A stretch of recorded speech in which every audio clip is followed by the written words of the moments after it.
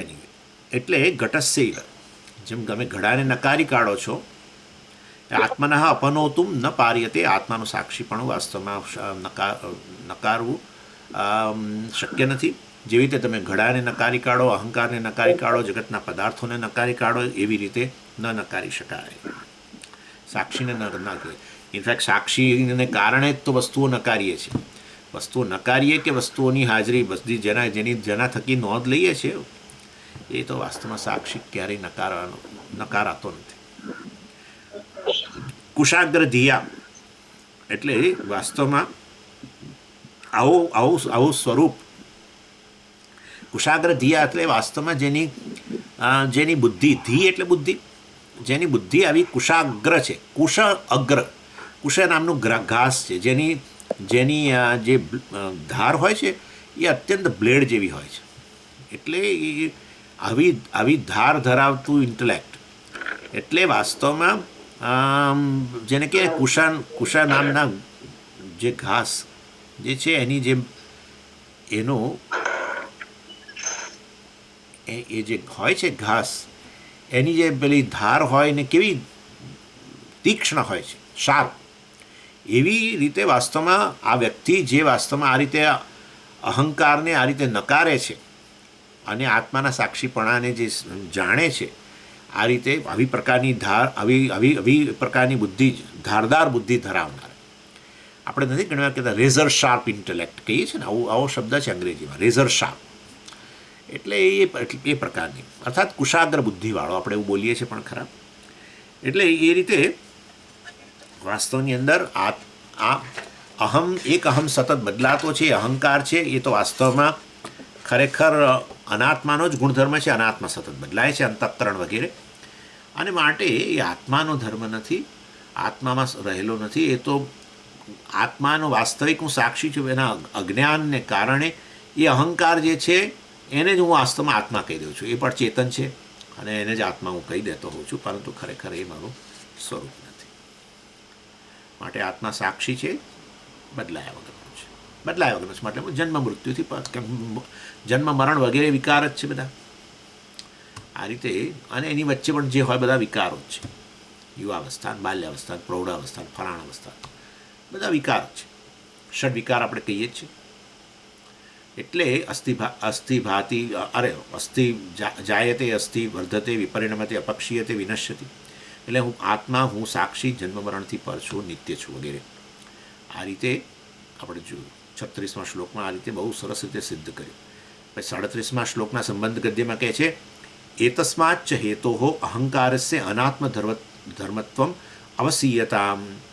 એટલે જ્યારે તમે અહમ શબ્દ વાપરો ત્યારે વાસ્તવની અંદર ક્યાં તો એ અહમ દ્વારા તમે અહંકારનો નિર્દેશ કરો છો, ક્યારે અહમ દ્વારા તમે સાક્ષીનો નિર્દેશ કરો છો. એ મેં તમને સમજાવી દીધું. અને એ જ્યારે અહંકાર દ્વારા સાક્ષીનો નિર્દેશ કરો ત્યારે તમે બ્રહ્મ છો એ વસ્તુ આપોઆપ જ સિદ્ધ થઈ જાય છે, દેશકાળ વસ્તુની મર્યાદાથી પર. અને અહંકારનો નિર્દેશ કરો ત્યારે તમે એક પ્રમાતા, કરતા, ભોગતા, જીવ તરીકે તમે નિર્દેશ કરો છો. અને કરવો જ જોઈએ. શા માટે નહીં? વ્યવહાર માટે તો તમે અહંકારનો વેશ પહેરવો જ પડશે, નહીં તો ક્યાંથી થવાનું છે? એટલે વાસ્તવમાં જ્યારે તમે વ્યવહાર કરો છો ત્યારે તમે એ જ બ્રહ્મા આ અહંકારનો વેશ પહેરીને પછી વ્યવહાર કરે, કર્તા તરીકે, ભોગતા તરીકે, પ્રમાતા તરીકે વ્યવહાર કરે. પણ એ વેશ છે એટલું તો ખાતરી હોય ને, બસ. એટલે વેશ તરીકે એ વેશ રહે છે, એ ખરેખર હું નથી, અને ખાતરી. જેવી રીતે પેલા એક્ટરને હું ભિખારી નથી એ ખાતરી છે, બસ એટલું જ. વેશ ભિખારીનો વ્યવહારથી માત્રથી ભિખારી એ કહેવા માટે કે હું ખરેખર ભિખારી છું, તો પછી ગડબડ થઈ ગઈ એવું થાય. એ રીતે એટલે ક્યારેક તમે અહંકારનો નિર્દેશ કરો છો તમારા વ્યવહારમાં. હું અહીં બેઠો છું, તમે કહો કે ક્યાં છો અત્યારે? હું અહીંયા બેઠો છું, આશ્રમમાં છું. એ તારી એ અહમ કયો છે? અહંકાર. હું અત્યારે હું એમ કહું કે મને મારા મનમાં અત્યારે બહુ બેચેની છે, એમ કહું દાખલા તરીકે, હું બેચેન છું. તમે કોઈ ગુણધર્મનો નિર્દેશ કરો છો, તો આવો ગુણોવાળો કોણ? અહંકાર. હું આ ઉંમરનો થયો, અથવા આ મારી વર્ષગાંઠ છે, ફલાણું ઢીકણું જે પણ કદાચ તમે કહો, આ વર્ષગાંઠે બસ આટલા વર્ષ પૂરા થશે મને, હું આટલા વર્ષનો થઈશ, તો હવે એ અહમ કયો? અહંકાર. એટલે વાસ્તવની અંદર આ દેશ, આ કાળ, આ પ્રકારના ગુણધર્મોવાળો એ વાસ્તવમાં અહંકાર. પણ ક્યારેક ક્યારેક તમે આવું યાદ એ કરો કે મેં સવારે આ ખાધું હતું એ હજુ પચ્યું નથી. અર્થાત એટલે જે તો મતલબ કે એ જે હતો એ જ હું અત્યારે છું, તો નક્કી થઈ ગયું ને. મેં જે ગયા ગુરુવારે ક્લાસ લીધેલો એ જ હું હવે અત્યારે ક્લાસ લઈ રહ્યો છું. એટલું જો મને ખાતરી હોય તો એ વાસ્તવમાં કયો છે અહમ? એ સાક્ષી છે. એ દેશમાં એ દેશ, આ દેશ બંનેથી પર, એ કાળ, આ કાળ બંનેથી પર, એ ગુણધર્મવાળો, આ ગુણધર્મવાળો બંનેથી પર. આ રીતે વાસ્તવમાં હું સાક્ષી એવી નિર્દેશ કરું છું. તમે દેશ કાળ વસ્તુની મર્યાદાથી, ગુણધર્મોની મર્યાદાથી પર છો એ તમારા જ અનુભવમાં છે અને સતત અનુભવાય છે. સતત અનુભવમાં છે જ, એના વિશેષ અનુભવની જરૂર જ નથી. એના થકી તો અહંકાર છે. અહંકાર જ બતાવે છે કે તમે છો.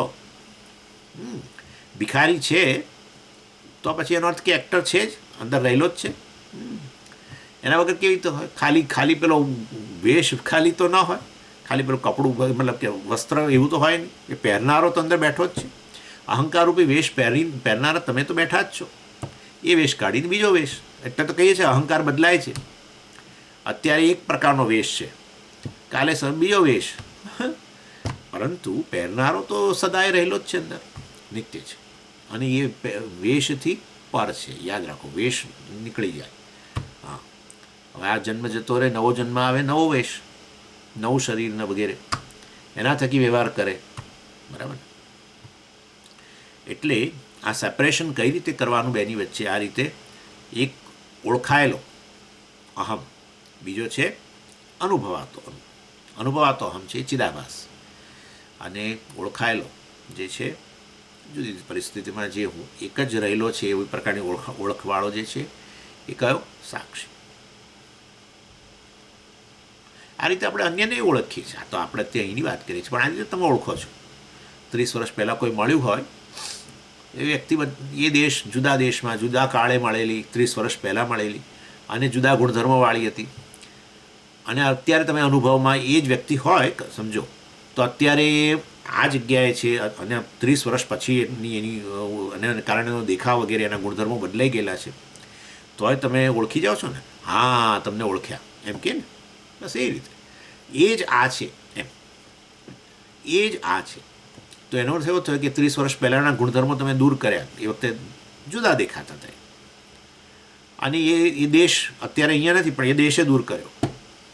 એ દેશ અને આ દેશને ભેગા કરીને ન ઓળખી શકાય. બંનેને જુદા કરો, બંને દૂર કરો એમ.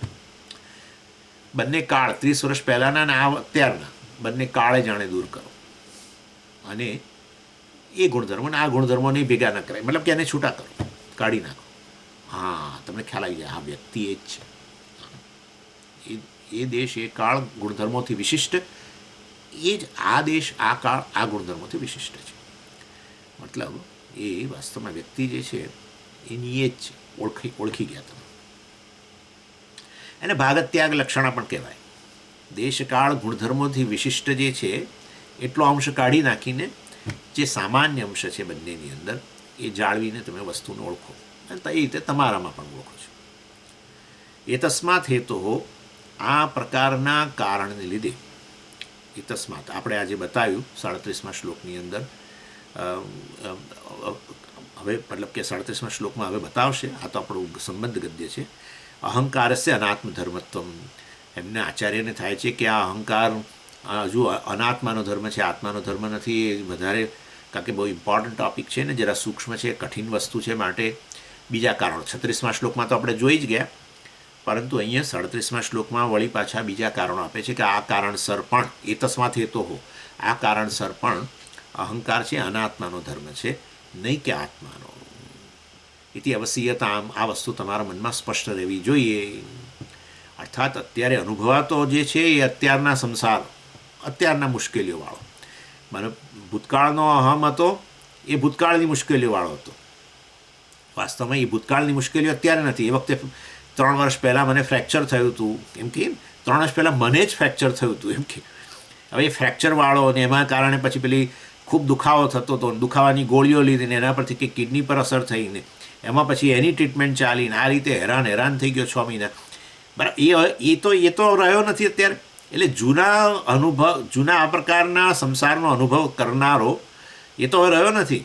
પણ એ મેં જ અનુભવેલો એમ તમે જ્યારે કહો તો હવે અત્યારની મુશ્કેલીઓ, અત્યારનો જે મુશ્કેલીઓવાળો અને એ મુશ્કેલીઓવાળો બંને જુદા હતા. અત્યારની મુશ્કેલીઓ જુદી છે. એટલે પણ એ જ હું અત્યારે આ અનુભવ કરું છું, આ મુશ્કેલીનો અનુભવ કરું છું. જેણે 3 વર્ષ પહેલાં આવી ઘણીવાર એવું બને કે ફ્રેક્ચર જે થયું હતું એની એ વસ્તુ માંથી આપણને લાગે આપણે મુક્ત બની ગયા. પણ પછી 3 વર્ષ દરમિયાન આપણે બહુ ચાલવાનું વગેરે શરૂ કર્યું, પગનું ફ્રેક્ચર હોય, અને હવે વળી પાછો દુખાવો શરૂ થયો એ જ જગ્યાએ જ્યાં ફ્રેક્ચર થયું હતું. એટલે હવે આપણને યાદ આવે, હા મેં જ આ વખતે 3 વર્ષ પહેલાં આવું અનુભવ્યું હતું, એ જ અત્યારે હવે હું આ મુશ્કેલી અનુભવી રહ્યો છું. ત્યારે ખરેખર વાસ્તવમાં બંને સંસાર દુઃખનો અનુભવ કરનારાથી એ વાસ્તવમાં હું વિલક્ષણ છું. કેમ વિલક્ષણ કેવી રીતે? અત્યારે તો અનુભવ હું કરું છું જ ને, આ બરાબર છે. પણ પછી હમણાં 2 મહિના પછી જ કહેશો, હું આવીને પૂછીશ તમને કે શું થયું, તમને પેલો તકલીફ શરૂ થઈ હતી? ના, એ તો જતું પછી એ થઈ ગયું, એ તો વ્યવસ્થિત થઈ ગયું. પછી મેં આમ કર્યું, તેમ કર્યું ને, આમ બતાવ્યું ડૉક્ટરને, એમણે પછી આમ કહ્યું ને, અને મેં કર્યું તો થઈ ગયું. પછી એક્સરસાઇઝ થોડી કરીને બધું થઈ ગયું પાછું. એટલે એ પાછી આ જવાની જ છે, આ સંસારે જવાનો જ છે. એ જે ભૂતકાળનો સંસાર ગયો, સમજો, આ ખાસ મુખ્ય આના સંદર્ભમાં આ જાણવાની જરૂર છે. ભૂતકાળમાં જે દુઃખોનો અનુભવ કર્યો, આપણને જ્યારે એ વખતે અનુભવતા ત્યારે એમ જ લાગે કે આ બસ આપણા જીવનમાં રહી જ જવાની છે આ દુઃખ. પણ એ તો ગયું. હવે અત્યારે જુદા દુઃખનો અનુભવ કરીએ છીએ. જો ભૂતકાળનું જતું રહ્યું ને અત્યારે જુદા દુઃખ હોય તો આ હવે ભૂતકાળ બનવાનું જ છે. થોડા વખત પછી આ જવાનું છે. પણ એ જ હું ભવિષ્યમાં પાછો આ દુઃખમાંથી મુક્ત થઈશ. જેણે ભૂતકાળમાં દુઃખનો અનુભવ કર્યો એ જ હું અત્યારે આ દુઃખનો અનુભવ કરું છું. એ જ વળી આ 6 મહિના પછી કે વગેરે બીજા દુઃખનો અનુભવ કરીશ, અથવા આ દુઃખ તો જશે જ. તો એ અહમ કેવો છે, જે વાસ્તવમાં બધા જ દુઃખના અધિષ્ઠાન રૂપે રહેલો છે, એ અહમ તો દુઃખથી પર છે. એ જે તે દુઃખવાળો ન કહી શકાય, કારણ કે ભૂતકાળનું દુઃખ જુદા પ્રકારનું હતું, અત્યારનું દુઃખ જુદા પ્રકારનું છે, અને વળી ભવિષ્યનું દુઃખ કંઈ જુદા જ પ્રકારનું આવશે. તો એ તો એનું અધિષ્ઠાન જે છે વાસ્તવની અંદર એ આ બધા જ પ્રકારના દુઃખોથી મુક્ત છે. એ બધા દુઃખો ક્યાં રહેલા છે? અંતઃકરણમાં ગિરીમાં રહેલા છે. જાણો છો તમે, એ સાક્ષીમાં નથી. ઇતિ અવશ્યતા એટલે આ રીતે વાસ્તવમાં આ બધા આ અહંકાર વગેરે જે છે એ તો અનાત્માના ધર્મ છે. અહંકાર એટલે આપણે અહીંયા સંસાર કહી દઈએ. એ ઇતિ અવશ્યતા, આ વસ્તુ તમારા મનમાં સ્પષ્ટ કરો એમ. એટલે હું જે સાક્ષી છું વાસ્તવની અંદર, એ ભૂતકાળના દુઃખોવાળો નથી, અને અત્યારના દુઃખોવાળો નથી, ને ભવિષ્યના દુઃખોવાળો નથી રહેવાનું. એ તો હંમેશા સાક્ષી જ છે. અત્યારના દુઃખો અત્યારના અહંકારના, ભૂતકાળના દુઃખો ભૂતકાળના અહંકારના, ભવિષ્યમાં 2 વર્ષ પછી આવશે કોઈ દુઃખ, તે ભવિષ્યના અહંકારના.